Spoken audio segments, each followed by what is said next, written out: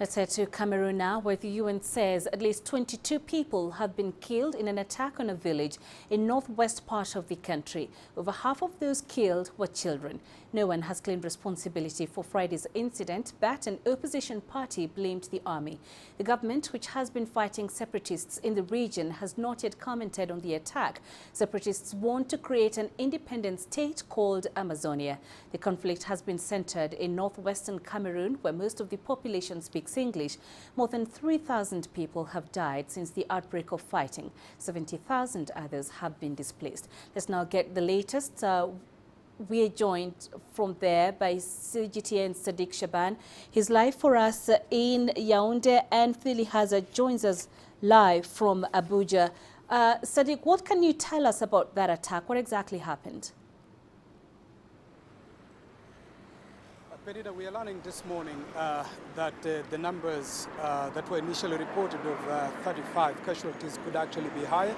There are fears that more people could have been trapped in that particular conflict in the Donga-Mantung region, in the restive northwest region of Cameroon, as the government now scrambles to contain the situations. The military says the army was not involved in this particular attack, and they are blaming it on the separatists known as the Amba Boys or Amazonia Boys, who have been waging war in this particular region. Now, these attacks come just barely 3 weeks after the military sent additional reinforcement to this region at the height of the municipal and parliamentary elections, which happened last week, and which the separatists have threatened to disrupt in this region. So there is a call for more humanitarian and medical supply to the people who are affected, with reports filtering in this morning that more people really want to leave this area, but they are unable because they are trapped in the conflict at the moment. Phil, how are regional governments reacting to the attacks?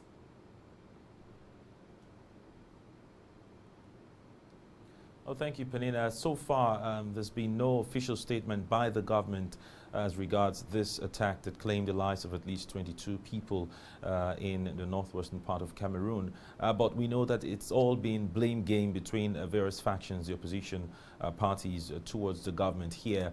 For example, the Movement for the Rebirth of Cameroon is calling the government of Paul Biya as dictatorial, and also saying that this attack was carried out by Cameroon state forces. However, an official of the government, an official of the army, Cameroon army, actually came on Sunday to deny those allegations and called it false. You recall that this uprising started since 2017 when protesters were clamped down by the government, and since then there's been records of violence in that region. All right, Sadiq, how about Cameroonians' government response to that attack? Do we know, have we had anything from the government so far?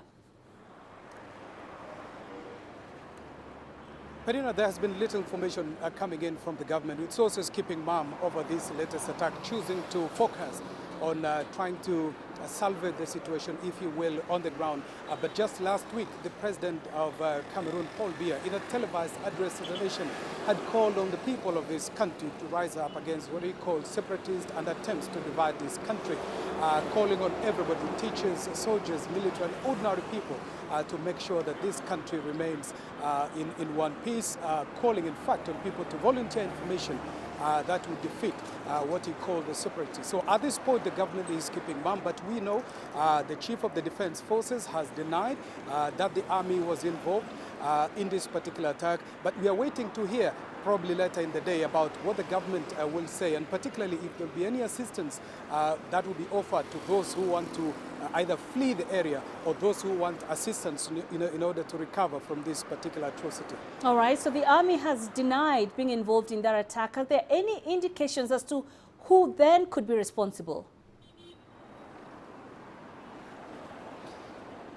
Penina, as you understand, the restive regions of the southwest and northwest of Cameroon has been in conflict with the Cameroonian forces for the last 3 years as they fight for what they call independence of the English-speaking region. So there is little movement into from the central littoral to the northwest regions, with reports indicating, in fact, that in some areas the separatists have completely cut off transportation and communications from this area. So it's very, at this point in time, still the information is still very scanty, and the separatists have not spoken, and the government also are choosing to keep quiet about this. So people, particularly in the central region here in Yaoundé and Douala, just waking up to this attack, and wondering, of course, just looking forward to what the authorities will say as they now move to take charge of the situation.